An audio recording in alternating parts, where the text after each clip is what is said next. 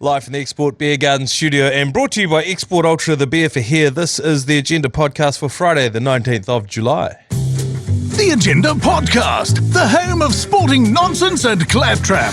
Brought to you by Export Ultra. Morning, Matt Heath. How's your week been? About 30-odd podcasts for you this week, is it? Actually, I did one. I was still recording a podcast at midnight last night. I did the Mandate podcast. Oh, yes. Did you go out there? Yeah, I went out there. Great people. And oh, boy. The studio, because Di went out and did that podcast the other week. He was saying the studio is just like in a garage. But it's in a garage, but it's set up. Well, it looks great on the YouTube. But, they had a great 2-hour chat. But like if you're a breakfast host, you start at 5 a.m. Then you're still doing a podcast at 10 a.m. I don't know if I delivered the best material I ever had in my life, but it was a good time. And yet, would you say that the quality of their studio is better than ours? Yeah, because I was saying that. I was saying you should see the ACC studio. Yeah. They've got a round situation, like round couches. It's actually, I was going to have a word to ACC head G Lane about a round couch situation. It's actually perfect with a table in the middle. So you're all facing each other? Yeah. Rather than what we're sitting on here is like a couple of the shittest couches ever to be thrown out onto the street from the front of a student flat when someone moves house because no point in taking it anywhere else. Yeah, and then a publicly listed company comes along and picks them up. Yeah, and then I've got and I'm having to hold my headphones connection so I can hear it. Come on. No lumbar support on these couches. Absolutely none. Me. Also, it forces you into a position that makes you look like a 15-chinned piece of shit. Not you, me. Oh, no, me too, though, also. Every time a video comes out from these podcasts, my missus will just send it to me and be like, you've got to sort your posture out. Something has to change. It can't be funny. I saw a picture of me and Lauren McGoldrick. She took a picture of me and her, put it on social media at the rugby last week. Oh, yeah. And I'm going to put that on my mirror because it's got to be my before. She took the before photo of you. She took a great before. I mean, she looks amazing, obviously. So, you're standing beside something pretty good. Not to objectify her, but she's a beautiful, strong, powerful woman. We don't do that here. No, we don't do that at the ACC. Beautiful woman. But I'm just a sack of shit that needs to do something about himself. I know, and I know the one sweeping change that I could make to my lifestyle that would have the biggest impact, and I'm not willing to make it. And it's alcohol.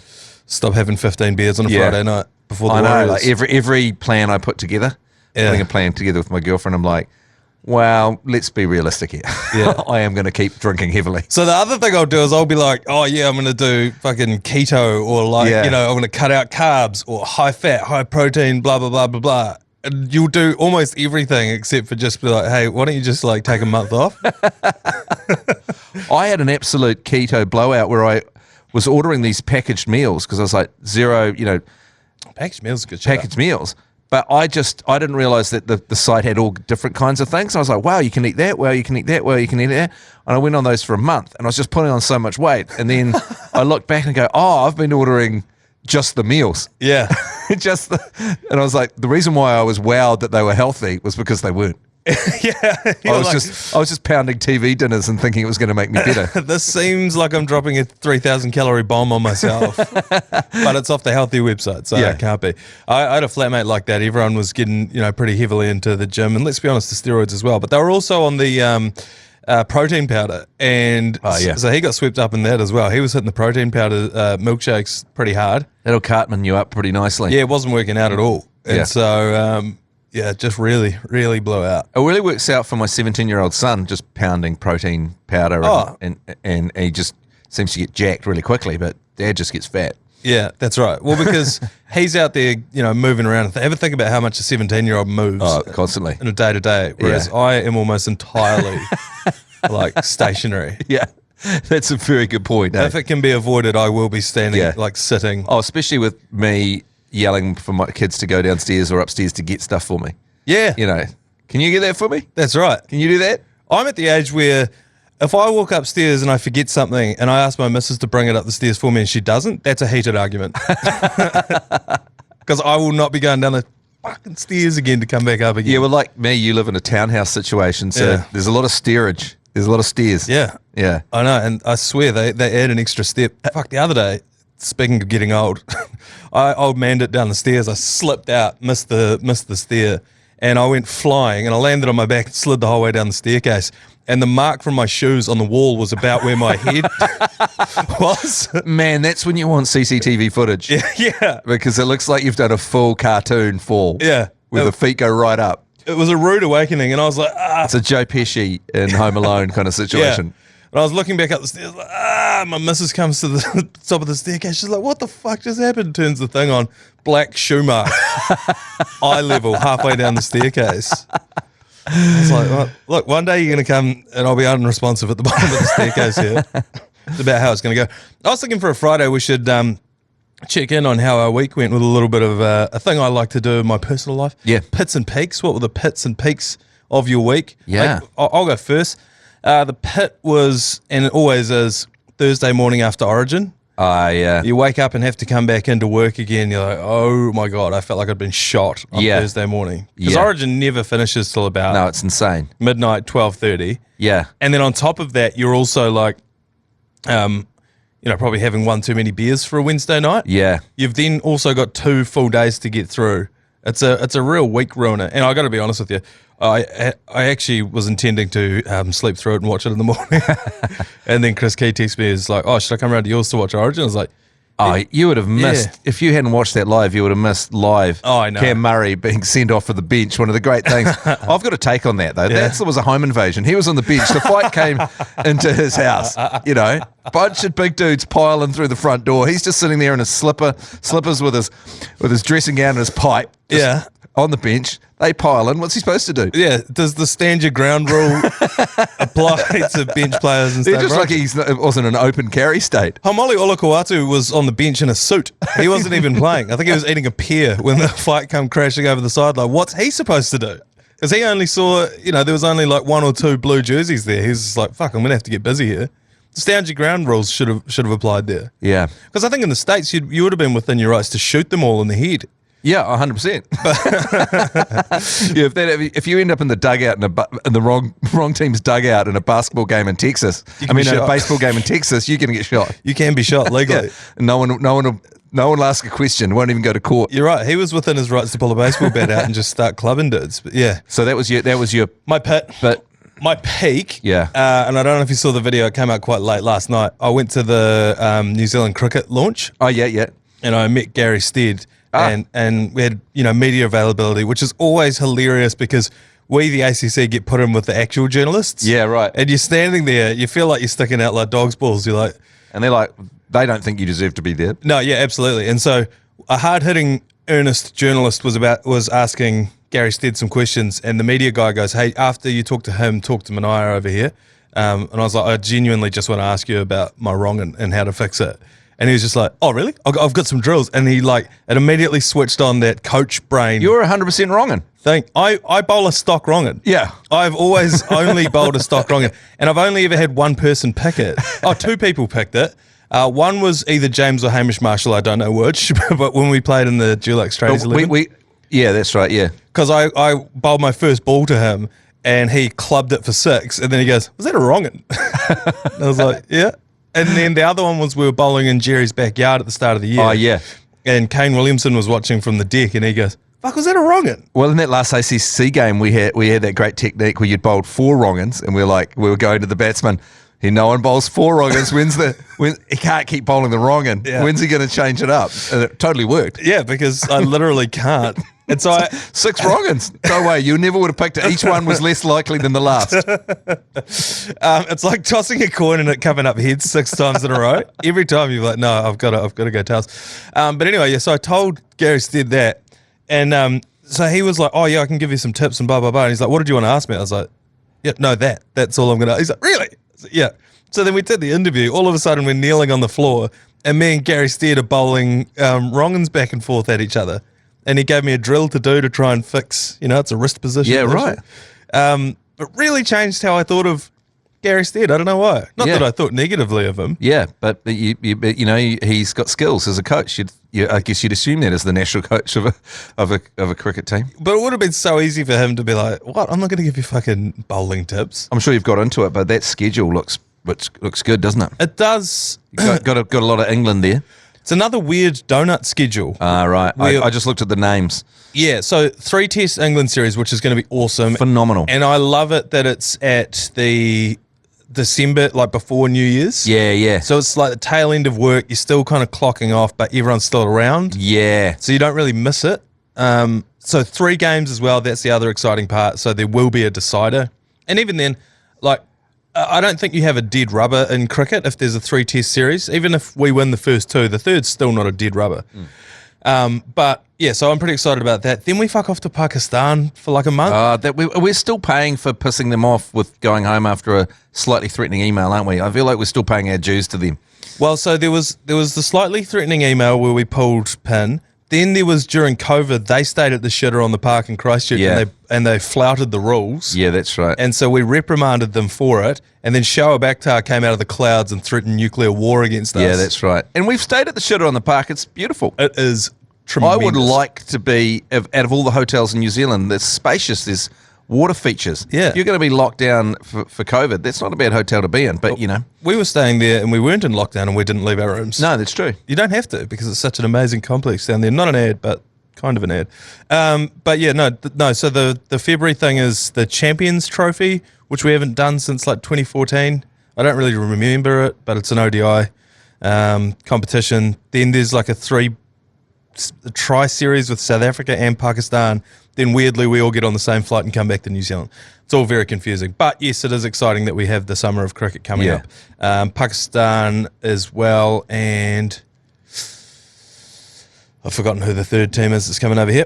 What were your pits and peaks of the week, Heath? Well, the pit was the return of my hemorrhoids after I dealt with them. There was actually an agenda podcast where me and G-Lane took Suppositories. Twin suppositories. In Dunedin, yeah. Yeah, in Dunedin. And that was at the end. They were gone. Yeah, I thought you were... They were out. So that was the final of the treatment. They were all completely gone.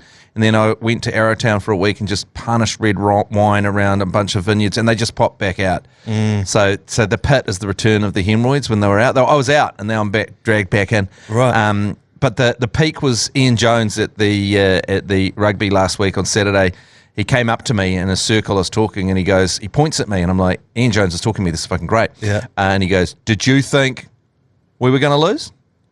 And I said, I did actually a couple of points. I thought I actually got quite worried. And he goes, that's why you were never an All Black. And there was quite a crowd talking. What? There's quite a crowd talking, and he laughs. And then I just said, there's a lot of reasons why I wasn't an All Black. I mean, look at me. Brought the house down with laughter. It was a great Oscar Wilde back and forth. Room laugh. A room laugh. It was a room laugh. Always leaving a room laugh. So often when I talk to, heroes of my youth, I clam up. Yep. And I become a shrinking violet. So just to have a back and forth with Ian Jones was a real peak. The Carmo Kid. So you weren't talking to him, he just came over to tell you why you weren't an All Black? Yeah. That's right. I was talking to Jeremy Wells, actually. Yeah, right. And he came over. Carmo just came over. Yeah, came over. He's quite a gentle-natured dude. Yeah. It was all very gentle and funny and well-meaning. But I mean, I'm not saying it was the greatest comeback of all time. It's almost like if you just say something confidently back and forth, the room's ready to laugh. You know what I mean? Yeah. Yeah. There's a bit of tension there that they're ready to... So that was your peak? Yeah, that was my peak. Yeah. The pit's the roids. The pit's the roids. What's the next steps? Have you gone the surgery route? Do they have to cut those things off? I don't know. What's next? I don't know how you deal with it. I've got a doctor friend that I pepper pictures with, like my mate Sean Gillen Ralph. I'll just send a picture and he sends me and he's like... You send Sean pictures of your hemorrhoids? Yeah, I do. And he says they're all pretty much the same. I don't need the pictures. I'm aware of the phenomena. Yeah. Yours aren't particularly unicorn. There's only one as well. It's just one. It's just one. I've deployed so many resources. I'm basically keeping the Chemist Warehouse in business with the amount of resources I'm deploying on it. But anyway, look, I'll keep you updated. Yeah, please do. But it was an unwelcome return, Yeah. I know of people who have been to, have them treated and were taken for like a local anaesthetic sort of scalpel situation. Yeah. They referred to that doctor as the Butcher of Barrington down there in Christchurch because I don't think they administered the requisite amount of local anaesthetic. I'm going to need a general for that. Yeah, put me out. Yeah, put me out. Because at some point I'm going to make eye contact with the bloke doing it. And that's not. It's great work if you can get it, removing hemorrhoids. Look, if you go to med school for 8 years and end up with a scalpel up some stinky dude's ass. Yeah, your mum's so proud of you because you're a doctor. And you're like, look, what do you do? Yeah, oh, right. You're mainly up dudes' asses. Yeah. Nothing wrong with it. No, and while we are already downstairs, in the AFL, a bit of AFL news, underrepresented on the Agenda podcast, an AFL team chartered a flight between two cities over there in Australia after their game. It was a 4-hour flight, and about halfway through the flight, the whole airplane ran out of water. Right. So the toilet couldn't flush. Oh. It was stuck, and the cabin crew had to shovel human feces out of the toilet so that people could keep using it. Wow. It's kicked up a massive stink over there, excuse the pun, because obviously the AFL team, look, high protein diets, let's call it what oh it my is. God. They're Yeah, terrible. They're also all about 7 feet tall, so they're crammed into that cubicle. Yeah. It's caused some issues with the cabin crew union. 'Cause Yeah. they're like, we shouldn't have to deal with that. No, either. you shouldn't have to deal with that. No, that's more for you. Do they need a onboard plumber at all times? Did anyone yell out, is there a plumber on the plane? I mean, that on a commercial flight, you might get a plumber on the plane, but you're not on a charter flight, you're not. You're just going to get a bunch of AFL guys that don't know what to do. Yeah, and then you got a bunch of physios on there. It's like, what good are you going to be? Yeah. Sure, if I go into cardiac arrest or have a bit of a cramp, you could help me out. Yeah. But what happens when I clog the toilet down the back? Yeah. Do Interesting, professional teams need to be travelling with plumbers? It's a good take. Yeah, no, I think they do. I mean, the English team travels with a hairdresser, so that guaranteed to go. The English football team is guaranteed to go at sweet fades. Have you ever wondered why they all come onto the field with the sweetest fades? I have. And it's because they travel always with a hairdresser. It's not a bad gig, the old travelling Yeah, hairdresser. so if you've got a hairdresser, might as well take a plumber. Yeah, I who mean- knows if you need to, knock together a windy house or something. Take a builder as well. A full trade staff. All right, we're going to take a quick break. When we come back, we're going to preview the All Blacks taking on Fiji in San Diego tomorrow afternoon. Snapdragon Stadium is the name of the venue for tomorrow's game. Yep. Powerful name for a stadium. 55,000 seater. I was talking to Mills Muliaina earlier today, and he said that it's hard to get tickets. Well, he said he didn't know if it was sold out, but he said he was struggling to get free tickets because for his family. So, Yeah, right. so like if there's a lot of tickets floating around, if someone's rang up Mills and said, "Mate, 400 tickets," Yeah. like need anyone want to go? I've got some tickets. I've got 12 tickets or something. Yeah. That hasn't happened. So Mills is scratching around for tickets. That's a good sign. It is a good sign. I don't know whether that means that it's going to be a sellout because paid tickets are probably still very, very available. 50,000 is quite a lot. Yeah, And that's quite more a lot. than filled out Eden Park on the weekend. And that's Yeah, in New and Zealand. like no disrespect to Fiji, fantastic. They always put on a good show, but in terms of bringing in the crowd, Yeah. you've got the All Blacks. The mistake of the All Blacks, it was All Blacks. I don't know, England or. Yeah, I don't know. I'll be interested to see it go, but I'm looking forward to it. I think something, like the All Blacks are only paying $1.06, and me and Jerry were thinking about mortgaging our houses and putting it on there because you're going to get, if you put $1 million down, I mean Jerry will be bringing in about $9 million for his house. Yeah. But that's almost. I was thinking that's almost a guaranteed 6% return over a week. What's 6% of a mil? Well, yeah, 60,000. So Okay, sure. Is it $6,000? yeah, No, no, 60. 60. But anyway, What if you lost it? But then I was just suddenly thinking crazy stuff can happen in San Diego. You're over there. I mean, the first time Ireland beat us was in Chicago. You've got a freshest team. A lot of debutantes. a lot of debutantes. The Fiji have beaten England. Yeah. So the $7 that I don't think there's a world really where Fiji beat us. No. But we used to think there was no world where Ireland would beat us. But Or Argentina. But $7 Fiji's playing. So it's a crazy. No one's home ground. You're in California. It's 26 degrees, which is kind of It's actually not arguably that. better for the Fijians. Yeah. So there's enough weirdness around Yeah. that something could happen. Oh, totally. Somebody asked me this morning when I came in, they said, "Oh, what are your tips for this weekend?" I said, "I've got to be honest with you. I'd steer clear of both the Warriors and the All Blacks this weekend. I don't think there's too much value. You could get on a try scorer for the All Blacks pretty comfortably, but it won't be paying much. You could get on a small margin for the All Yeah. Blacks victory win, All Blacks Yeah. victory, small margin. I just always think that if I'm betting on something that's around $1.06 or $1.14 or something like that, I'm like, all I can think of is if it doesn't come in, and I'm like, I risked so much for such little reward, and I missed. Yeah. I always think of my bets aren't what do I think's going to happen. It's how would I like to win. Yeah. If I win, it's on what. Yeah. That's why I'm always on try scorers and that kind of thing. I don't like to bet the unders. Yeah. Although I did last week and made a lot of money. like an afternoon seems pretty good. An afternoon game, our time. Oh, it's going to be a high scoring game. A high scoring afternoon game, a few punts. Not a bad afternoon. Not a bad afternoon. Lane's still in witness protection, so it'll be myself and Matt Ward on that one. Score predictions, I think we're going to score around the 60, 70 point mark. Right. I think they could still score about 20 odd. Yeah. I do think we're going to blow them out off the park though. Yeah. I think it's actually worse for Fiji that we've got all these debutants and rookies and that in there because they've got, like Wallace Satiti has got something to prove. Yeah. And he's going to be killing people out there. Yeah, yeah.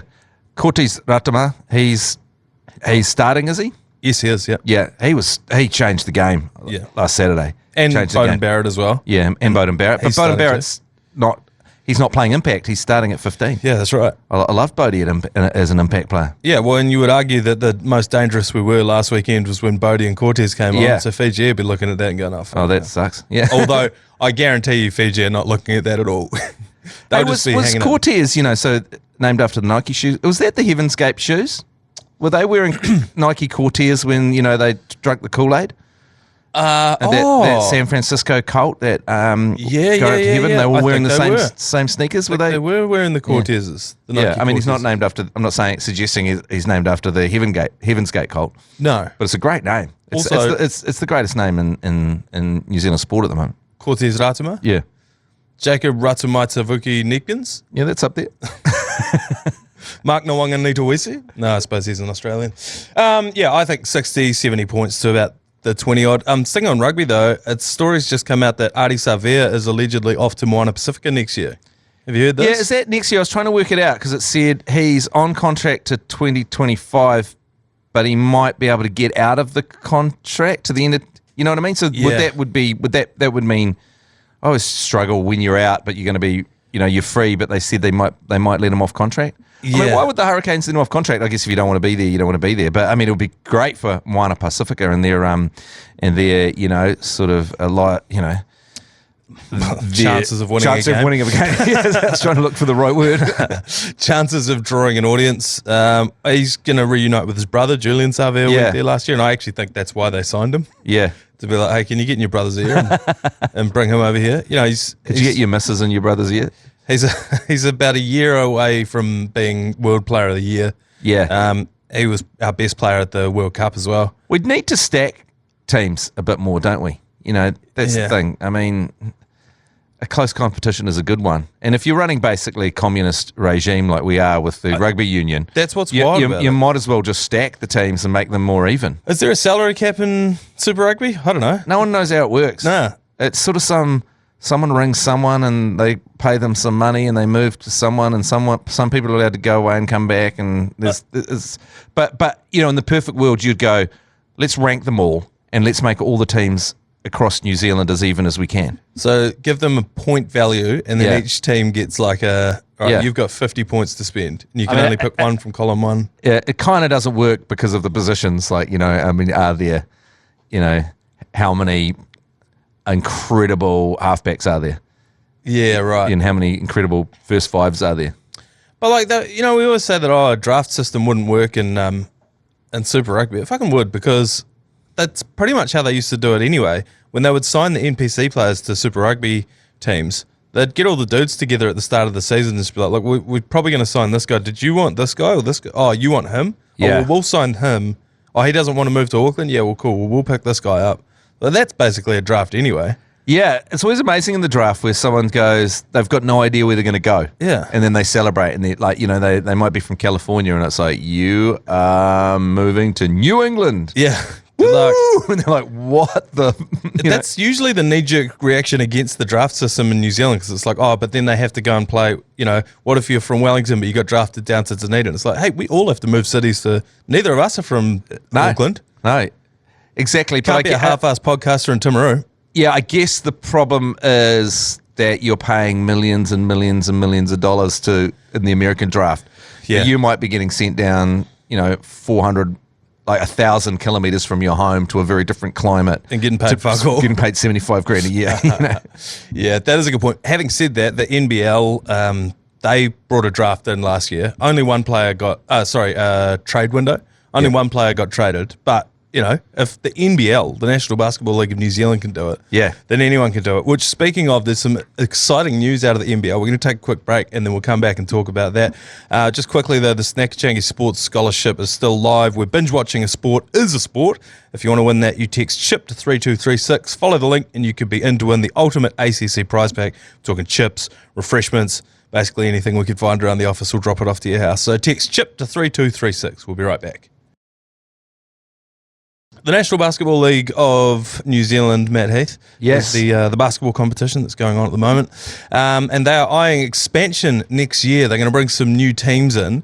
The teams that they're looking at bringing in are from India. They're looking to bring in teams from India into the men's and women's basketball. Okay, so they would have to move to New Zealand? Because I've been to India and it took me about 2 days to get there. I was thinking when I read this, I was like, imagine you play for the Canterbury Rams. You're like, right, on Wednesday you're playing against the Otago Nuggets. Then on Friday you have to fuck off to a Metabad. So you'll be there's a brutal layover in Singapore. Yeah, you got to get off and like run some suicides just to get the legs, bit of blood pumping in the legs. But it'd be a great idea if they moved down here and just pick somewhere where they're going to stay, and then they'd probably get quite a lot of support. I feel like they looked at, like the NBL looked at, what are some of the richest sports and like fastest growing sports that are going on at the moment? And cricket is going on in leaps and bounds because of the IPL. Yeah. It's changed most sports. Every other sport had to try and come up with their version of the IPL. And whenever we anger the Indian cricket fans, our social media blows up. 70,000 comments on a post, blah, blah, blah. So I think they've just looked at it and go, well, fuck it. If we're going to bring in a new team, why bring in another team and, Ashburton? Yeah. When we could just have access to 1.5 billion people. Do you know, I've got a theory about the NBL because, basketball's, incredibly, popular, rising, popular, getting bigger, not just the NBA, but like participation. I've got my theory on this. It's a game you can play by yourself, 2 people, 5 people. There's half courts all over town. It's a fantastic game like that, But I was thinking, if you're a TVNZ, they've got their problems with everything, just throw the money at the NBL and put the NBL on after frickin' 7 sharp every night. Because who cares about your stupid American shows you're spending $1 million on? Everyone's going to watch something better on Netflix or Amazon or whatever. Yeah. So if you just throw the fucking any money you've got in the bank, TVNZ, if you're listening, at buying the NBL, and that could just blow up in this country. If move the games like 7 o'clock, and the thing about playing a game later, going along to basketball games, I used to go to Nuggets games all the time. It's fine because it's inside. Yeah. It's fine. It's not sitting outside in a freezing cold freaking park. It's chill. It's the perfect game to be moved into, and you could ramp that league right up the wazoo. Yeah. So easily because we're so desperate all we care about is watching live sport, right? Yeah. So I don't know if there's anyone from TVNZ, just open the checkbook. Yeah. I don't know who you're going to just throw money at it. I know Sky are looking at doing something similar because you're so right. It's like going to a movie. You're sitting inside. Yeah. Seats are quite nice. Don't have to queue too long to get a beer. And if you don't know anything about basketball, it's a sport that you don't need explained to you. Yeah. You know when you see a dunk that was a good play. Yeah. You know when someone hits a 3-pointer, you're like, oh, that was probably pretty good. Yeah. You take someone along to cricket, they'll be like, wait, why was that a... Yeah, yeah. Absolutely. I mean, it makes sense. You put the ball through the hoop. Yeah. Do it in spectacular fashion and get the oohs and ahs from the crowd. Yeah, I'm all in on that. Someone needs to just get that into prime time and just... It could be something that changes New Zealand's sporting landscape. Yeah, and you can play so many games. That's the thing. I mean, one of the problems with rugby, and league is you can't play that many games unless you're Mitch Barnett, and then you seem to be able to just fucking ram it. Yeah, you seem to come back from an O and probably have a massive night out. Yeah. and Probably Brizzy, massively got on the piss on and then Wednesday. I imagine he's going to be incredible tonight. I just brought him into my fantasy team. Yeah. I reckon he's going to go great as well. Yeah, you're right. The other thing is every kid's playing it because, obviously parents are concerned about head knocks and that. Yeah. It's not too many head knocks in basketball. Also, it's played on a weeknight, so you're not giving up your weekend. It's indoors, so you don't have to stand on a freezing sideline. Oh, it has got the inside track plus a bunch of cool kit, Oh, the best. The best kit. The best kit. Michael Jordan's got dudes wearing sneakers with jeans. It's out of control. It's out of control. No one else has done that from any other sport. Moving on to golf, the Open Championship has teed off overnight our time. They're over there in Troon in Scotland. Have you seen Rory McIlroy? He shanked his tee shot. It was one of the most relatable things I've ever seen. So the fairway went alongside a train track. Yeah. Train track's just on the right-hand side of it as you're looking down the fairway. And he sliced the fuck out of it. And you could see him looking at it going, oh. And it just sailed out over the train track into the bush. Oh, wow. And I was like, one of us. The amount of times I've been there. We have 4 Kiwis in the field. Lane's actually put a bet on Dan Hilliers to come top 40. Oh, okay. How's Foxy doing? Foxy is 2 over. Kazuma Kobori's 2 over as well. Michael Hendry is 3 over, and Dan Hillier is 5 over. Okay. To put that in perspective, the leader at the moment is Shane Lowry, who's 5 under. Wow. So not too well.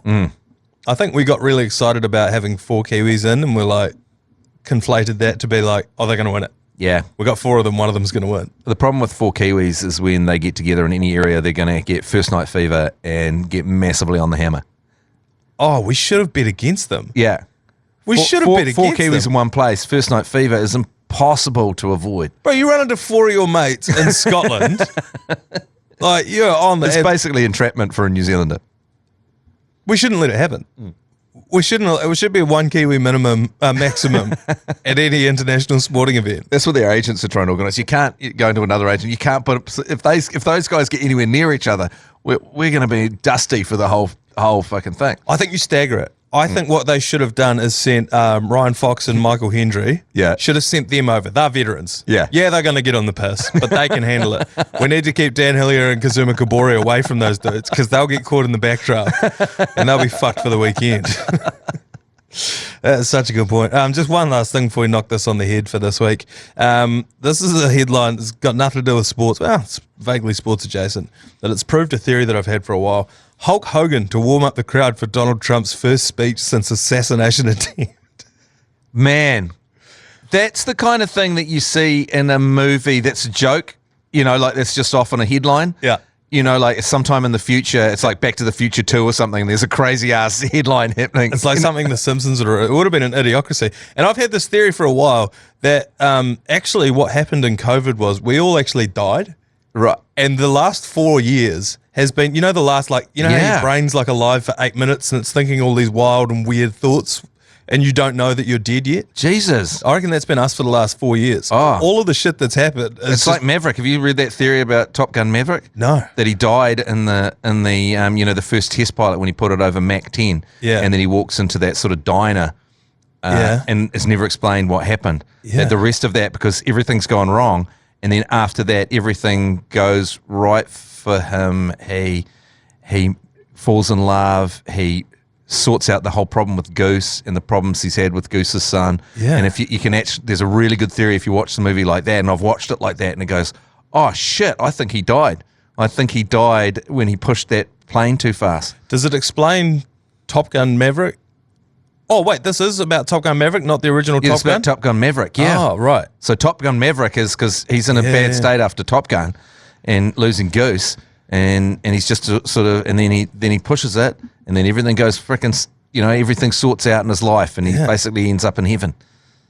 There you go. I think we've been Mavericked as a people. Yeah, I think that's likely, but the good thing about Hulk Hogan coming out is they've got to play "Fight for the Rights of Every Man." You know that song? Yeah.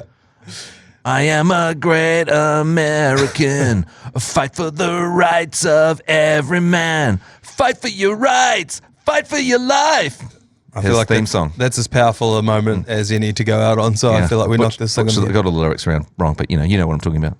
Look it up. Great song. It's about the vibe. Enjoy your weekend. Later on this feed, you will have the ACC Sportsbook with myself and Carl Tiley from the TAB. Commentary of the Warriors tonight is me and Chris Key from 10 o'clock. Then tomorrow 2:30 we get the All Blacks live from 2:30. Otherwise, enjoy your weekends. Give them a taste of Kiwi. You've been listening to the ACC's Agenda podcast, brought to you by Export Ultra. For more episodes, like and follow on iHeartRadio or wherever you get your podcasts.